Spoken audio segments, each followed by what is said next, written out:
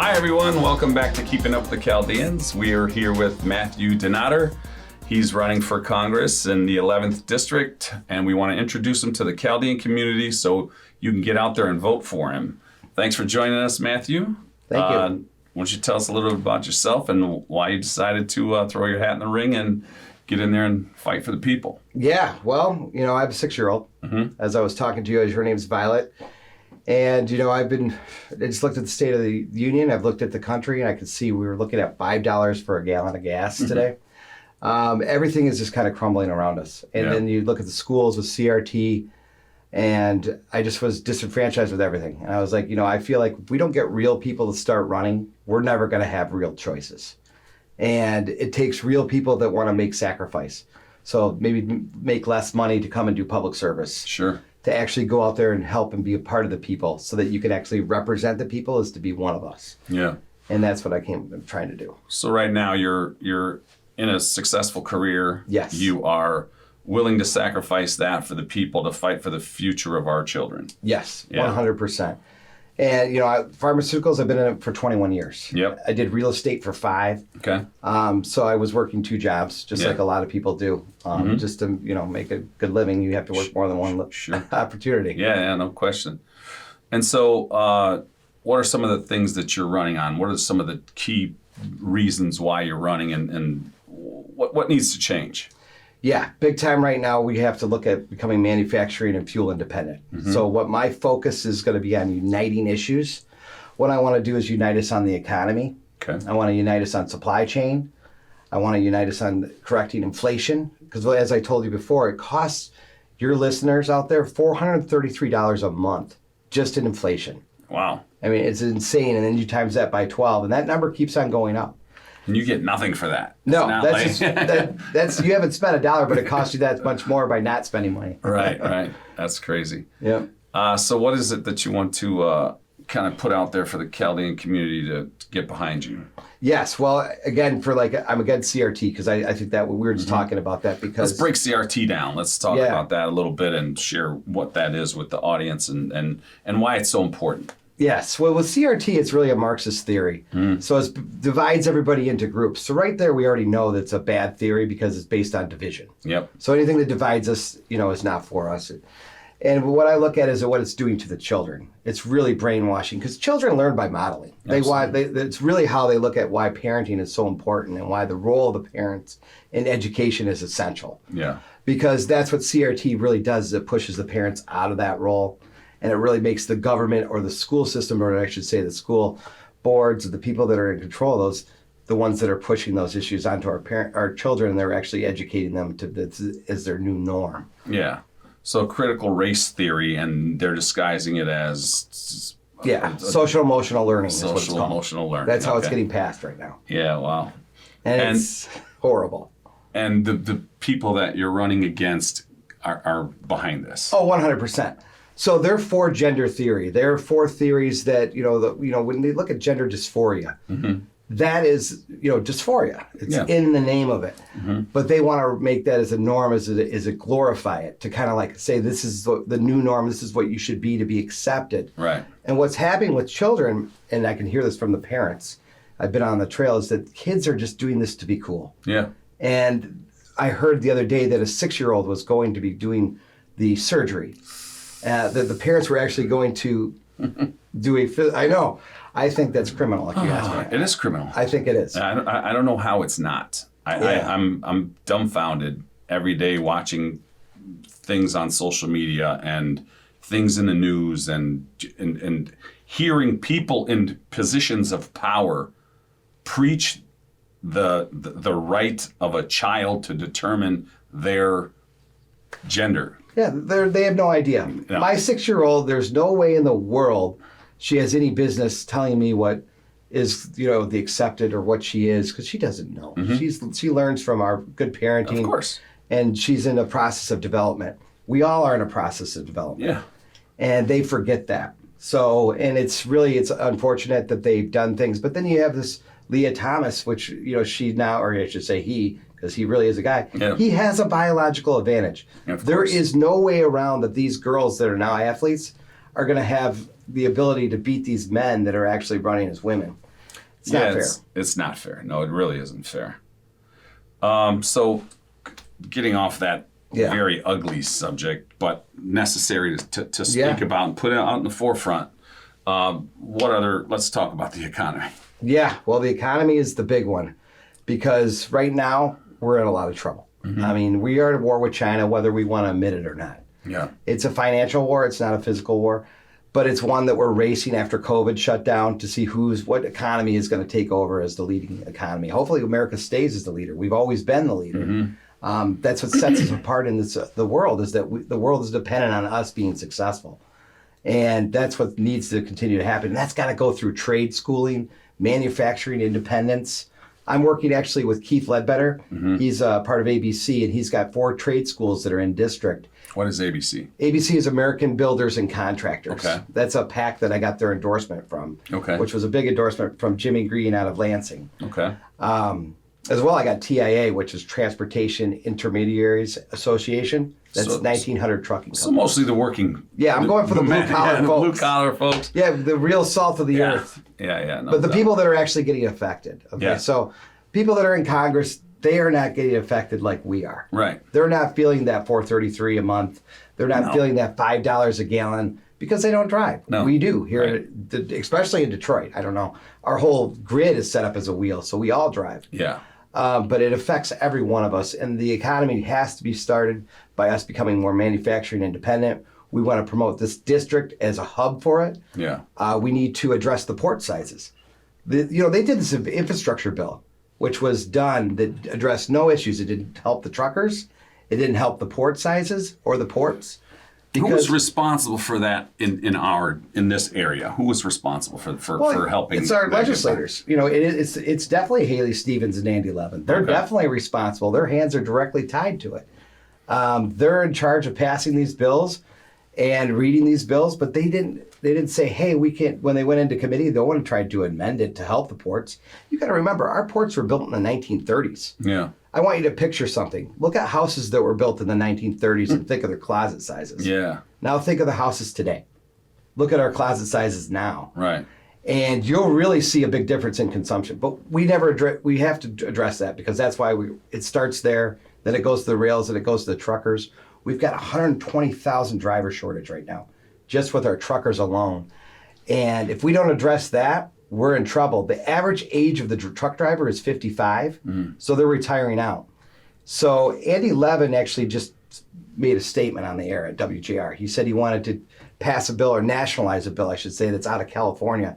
It's called AB 5. Mm-hmm. And what this bill would do is get rid of anybody that 1099s. So I'm sure you have a lot of friends out there that are small business, 1099, that are doing, they could be a plumber, an electrician. That's going to affect a lot of farmer. Truck drivers, well, what that would do for our truck drivers is it would put 500,000 of our drivers out of business. It would scuttle 93% of our supply chain, which is huge. They would go out of business because these truck driving companies can't take them on as employees because their margins are too slim. They're at 12 to 14%. They won't be able to afford them on, take on the trucks, take on the employee, pay for the benefits. It's just not going to happen. And then what'll that do to affect the average consumer? Yeah, the average consumer, $8 trillion a day moves in goods in our supply chain, a day. 100% of your food comes from independent operators. It's going to increase your grocery costs. It's going to increase your gas costs. All these things are being done where they're looking at solutions that are for 2045 and not 2022. Right. And so being Chaldean, and a lot of us are merchants, and we're in the industry, we're in the grocery business, we're in the trucking, we depend on supply chains. What is it that these people in power are thinking? Is it like you mentioned, it was 2045 is what they're passing this for, and making this time these consumers, this citizen pay for something that might not help down the road? Yeah, no, and it's funny that you say that because human innovation is also a factor that they're not factoring in. Yeah. So there could be other options like hydrogen. Yeah. Carbon capture. These are things that are actually being worked on by the industries, but they're not listening to them because they're not talking to them. Yeah. I got a buddy that is in the carbon capture space. it's called Air Company. He's getting some crazy traction that is getting a lot of mentioned and investments from, some pretty high caliber A-list celebrities. And so that's coming. Yeah, no, it is coming. Yeah. It's for real. And same with hydrogen too. You look at where they get hydrogen from, it's from salt water. Yeah. Do you realize how much salt water is around us? plenty of that. We wouldn't be dependent on other countries, let me tell you that. Yeah. So what other key points do we need to touch on to make sure that our audience knows what's going on these days? Yeah, we just really want to keep on focusing that this district is winnable. I think there's misconception about District 11, and that was that it wasn't winnable, and it definitely is. We've just seen polls where we're within margin, within 2 points. Wow. And that's for the general, and that's just a general Republican versus a general Democrat. Yeah. Now you factor in a candidate that's got some traction and it's relatability. Yep. Trust me, this is a very winnable race. We need to get people involved. We need to get people to volunteer. What we need to do is get people to donate, because it's going to take money to be Haley Stevens, Andy Of course. Levin. They raise 70% of their money out of state. And so what my campaign and my team has done is that we've gone out, and I've gone all over the country. I've been to Vegas, I've been to San Diego, Pittsburgh, you name it. I've out there raising money, getting donors to invest in this district, because they have seen the light that this is actually a winnable district, and they know this is the path that the House is going to flip. For sure. Do you have any fundraisers coming up that you want to kind of mention that maybe people couldn't attend? Yeah, we just had one yesterday. Oh, good. But we have another one coming up at a restaurant that we're going to do here in Birmingham. Okay. Have It you not hasn't decided on? been finalized, but it will be soon. We'll have it out. We'll definitely get an email out to everybody that wants information. But we're going to have multiple fundraising opportunities. Okay. We're going to have a ton of them, because we're definitely the candidate. There's nobody else that's really running against me, so it's a pretty clean primary. The one guy that did got in so late. He's not going to have the opportunity really to get things done. Gotcha. What else can we touch on? Well, we could talk about the borders. We could talk about, as far as what's going on down south. I mean, because that's also affecting the supply chain, believe it or not. Okay. So that's a part of the issues that are happening just with truck drivers getting within the country. It's nice when you're talking industry especially with the supply chain, is they get a 6-month window on what's going to happen in our economy before we see it.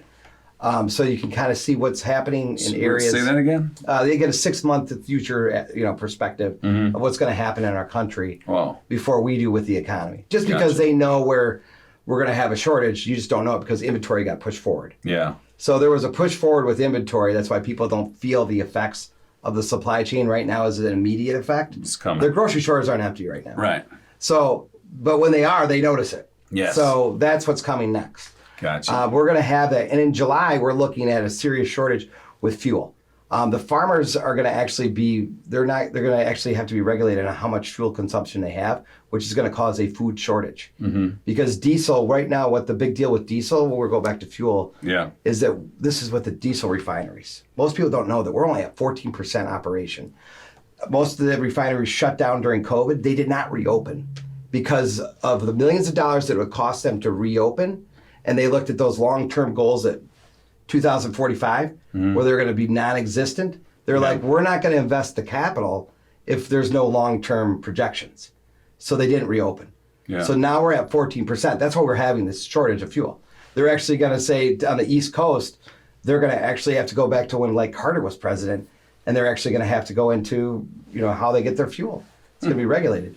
Unbelievable. Yeah, it's the first time ever that since the 70s. This is going to we're going to cross things that are all I'm going to tell you, are a perfect storm that's going to help us win the seat, though. Yeah, that's and because that's they're true. coming together so that you can get real people in that can actually be pragmatists to go into it and fix today's issues.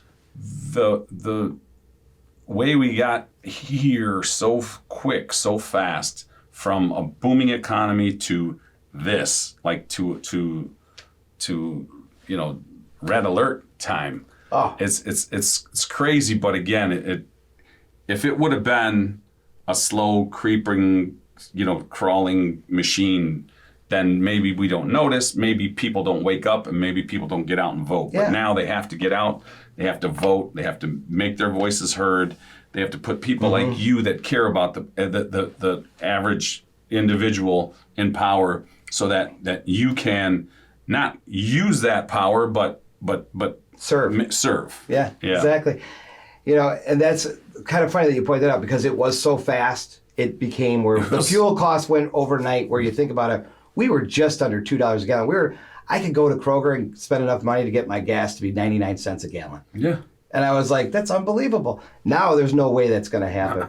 But it's just think about like COVID too. With COVID, what happened because it was so fast and abrupt, how many parents knew what CRT was, and now how many parents know what it is? Yeah, they must. Everybody if does. you don't know, you better educate yourself. Because parents were forced to watch their kids' education on the Zoom. Yeah. They had to get involved. Yep. And it really was a question of parent involvement. Yeah. Where you got the parents now getting involved again, and they saw it, they're like, wait a second. This is a check-in. We've got to get involved. Yeah. And that's what's happening. You should see all the people that are running for local boards. We're getting people that want to make their own bed in local politics. Things are good. Because they're going to get better. That's why I said, when you asked about why I wanted to run, and I said opportunity. Yep. This is the opportunity. This is a time where we can actually change things for the better. Yeah. Schools are scary. It's the parents obviously need to be a bigger part of the child's education. I have my kids in Catholic school, and I know you have yours in a Catholic-based school as well, and it's a blessing, and we just have to fight for our children. That's what it's all about. Yeah, because that's why I said what the government lacks is morality. Yeah, people have to remember that, and that comes from the parents. It's supposed to come from our educators. Yeah, it really doesn't. As far as that's why you can get a Christian education, which is good. But all those things help, because that's really. If the sad facts are is that 50% of our kids are atheists now. Yeah. And that's really a direct cause of CRT, where, 50% of millennials and Generation Z are atheists. So what that's causing is disbelief. And then the fruit of it is they don't want to work. That's why you're seeing this youth labor shortage. Right. So, and it's just, if I don't really feel like, if I've been indoctrinated that I have no meaning, I'm here by chance, and I have no reason, well, I'm going to seize the day and do what I want. Right. It's not work. Yeah, it's nothing. An honest day's work is not the worst thing. It's not. It's just an honest day's work. Yeah, but the harder you work, the more reward you feel. Absolutely. The people that actually are successful, that actually have to work really hard to get it, will tell you that the harder they work, the better they feel. Yeah, it's actually energizing, because running this campaign is hard work. Yeah. And the more that we're working, the better my wife and I feel, because we're equally yoked. We're both fighting for everybody. And we're on the same team, but it's empowering, because it brings you together and it gets you motivated to do more. Absolutely. And we have someone running on the opposition side that just won on name recognition, and let's not let that. Not just let name recognition in this area determine what who's going to be running our lives. Yeah, no, and I really think that with this area, the opportunity's here, because people see them for what they are, is that they voted 100% almost with Nancy Pelosi. So when you ask, Haley Stevens voted 99%. Yeah. Andy Levin was 95%. So what does that mean? They're a pledge. Yeah. They don't vote for their people. Right. They only vote for their party. So they toe the party line. They want to keep their committees. They want to keep their money, but they're career politicians. So these are guys that are focused on their job. I'm the self. I'm the savior. I'm not a servant. They lose their role. They don't understand that they're actually working for you. Yeah. And that's why I'm running, because I want to work for you, because I understand my role. Part of that came from going to Calvin Seminary. I learned about servant leadership. Yeah. And that's a big part. So. And you grew up in Michigan? Yeah, I grew up in Grand Rapids. God bless. So, and I've lived in, Michigan. I've been in Southeast Michigan for 21 years. I lived in Birmingham on the east side and the west side. Okay. So I was an east sider, west sider. But then my wife and I moved out to Highland because we wanted to be on a lake. Oh, beautiful. There's so many lakes around here. Michigan's got tons of lakes. You almost can't live. Yeah. It's like, how do you not almost? Right. Yeah, if you don't live on one, you live across from one or near one for sure. Yeah. We got to defend our lakes. We got to defend our Michigan. It's like we're not going anywhere, so we might as well defend and take back our state. It's just well, another thing, I'm glad that you mentioned that, because on a federal level, I think before, what you see with the current administration, the current legislators like Andy Levin or Haley Stevens is they don't work with the state officials that well. Right. They're very focused. I mean, if you ask actually all the constituents in our district, if I ask them, I said, have you heard from Haley Stevens? They'll be like, no. Yeah. I'll be like, have you called her? Yes. Yeah. And I'll be like, oh, well, why haven't you heard from her? And they're like, we have no idea. It really comes down to a lack of communication again. But that's my focus. So I've been endorsed by Senator Runstead, Representative Mike Harris. My goal is that we're going to work on a local level in each community and serve for like serving projects. Yeah. So what I want to do is that we're going to build single family homes in Pontiac. And these are not multifamily homes. These are single family homes. Oh. So these are all projects that I can do on the local level with the local legislators. Yeah. But it's not working in separate silos. It's actually combining those together to work together. Gotcha. So what about the other districts? Who should our viewers be looking for? Who should they be backing? Who should they be supporting? If not, I mean, obviously they're going to support you, but on top of that. Yeah, I mean, the races out there like John James's race. Okay. That's a very, I think he's going to take that race and he has, he's going to do well. Tom Barrett also is another one. He's going to, I hope he beats Slotkin because I think he can. He's got a lot of good traction going. But there's local races too. There's all kinds of people that are definitely here in the fight, like Mike Harris, who just won. I mean, he's in Waterford. Great guy. He was a police officer for 25 years. Oh, yeah. So he's been serving. That's great. And definitely a part of the community. And it's people like that. He's going to be running again, and because he won a special election, he'll be running in November. Mm-hmm. So he's somebody that you definitely want to support, and obviously Senator Runstead. Yep. Because he's very conservative, and he's somebody that can actually carry those values. So that we're going to try to combine the policies that we're passing in D.C. with the policies that are here in this district, so that we can actually make this, a financial hub again. I think it could be a manufacturing haven. Right. I really do. So you mentioned that he was conservative, and conservative scares people because of what conservative was. But conservative now means something totally different. Liberal means something totally different.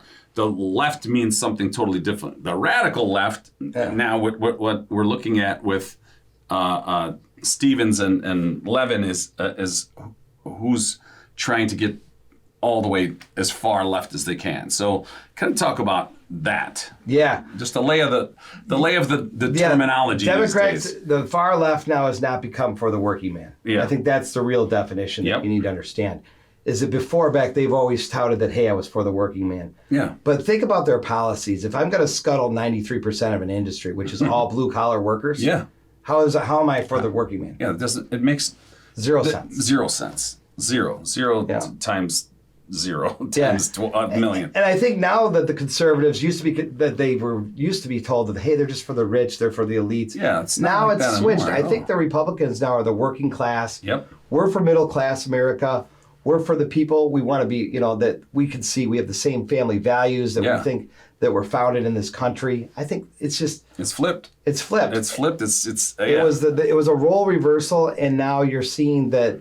I think the left is totally bought out and paid for. Gone. And it's just, it's unfortunate because I don't know if President Biden, if he's 100% operational, because I think his chief of staff or whoever's running show over there is that just because there's so much inconsistency. Yeah. And I'm not trying to judge, but I'm just saying there's a lot of inconsistency.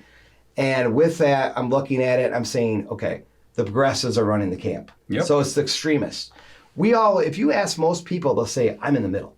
Yeah. They'll say, I'm in the middle. Yeah, I am. Yeah. So we should be, these parties shouldn't be on the extremes. They should be going towards the middle. They're going in the wrong direction. Yeah, but when you're in the middle and you're being fair and you're for everybody and you want everybody to be happy and you want everybody to earn keep what they earn and earn what they keep, and you're labeled as a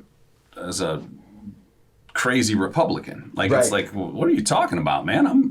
I'm with you. I'm in the trenches with you. We're all one. Yeah. It's not, there's no need to be, separating us. Like you said earlier, it's a separate. They're trying to separate us, but it's united we stand, divided we fall. That's elementary school stuff, right? And so that's what we should live by. Mm-hmm. It's definitely. I mean, I look at these parties and I say, that's what they have to do because they see this country in their condition and they say the only way we've got a shot to win is to divide the republic. Exactly. And they want to separate us from the moderates who have been disenfranchised, the independents that are in the moderates middle. and independents need to come. They've swung. This district has 27% of it is independent. Mm-hmm. There's a big swing in it. And that's another thing why I know this is really winnable and we're going to win it. Let's do it. And we're going to do it, but it's getting those policies, like you said, to come to the middle to where you're like, okay, we're going to focus on the economy. We're going to fix these issues that are actually impacting everybody and everybody's kids. Yes, for sure. So, well, thanks for joining us. That was very insightful. Please do support this man. Yeah. He will bring stability back to the region, back to the area, and hopefully have an influence on everybody else in Congress and make Michigan where we need to be. Where we need to be. So just come to DenOtterforCongress.com. You can check out my website, check out our Facebook page, but just get involved. You know, we really need, and to tell your friends, Matthew DenOtter, tell them to vote, because we need your vote too. Yeah. Everybody's got to get involved. Yeah. And I think this turnout for the midterms is going to be the largest that we've ever seen. So get ready for it. It's going to be big. We need the good guys back in. Yeah, we have to back in office. Mm-hmm. Well, thank you very much for watching. Remember, Matthew DenOtter. Go to MatthewDenOtter.com. Please do donate for me, for our children, for your children, for the common man, for the truck driver, for the for every reason imaginable. Small business. Yeah, small business. That's us. Mm-hmm. Thanks again. Thank you for keeping up with the Chaldeans. Signing off. Thank you so much.